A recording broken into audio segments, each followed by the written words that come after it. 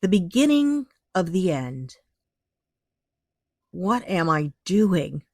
I thought as I worked around the clock dealing with squatters, reports of tenants setting up swimming pools in their units, as well as trying to keep the local drug lord at bay from using our apartment building as a trap house.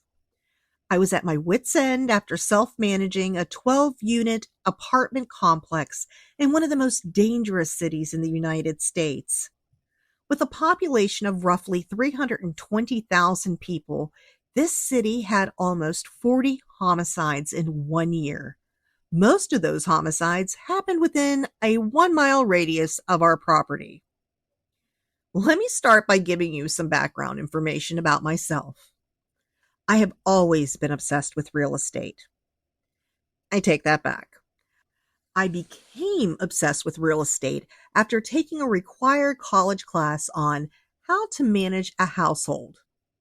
Initially, I thought it was going to be a complete waste of my time. However, little did I know it would change my life. The instructor was not what I imagined. He was funny, had a very successful career, and this was the only class he taught.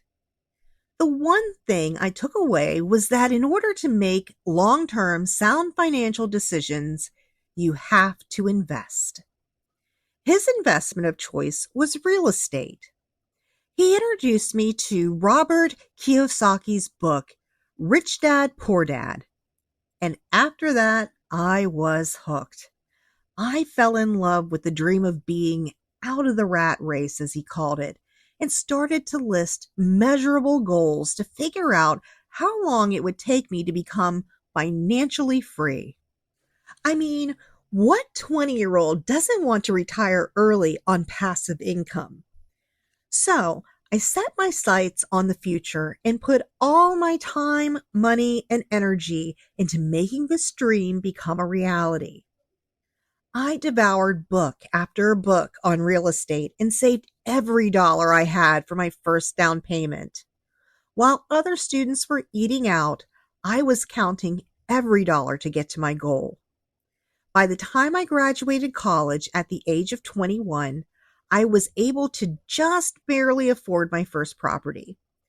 It was a small single-family home that had recently been ripped back to the studs and completely renovated.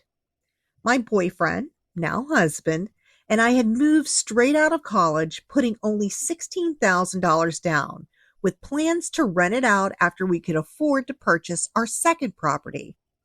The payment was all I could afford, but the risk paid off in spades.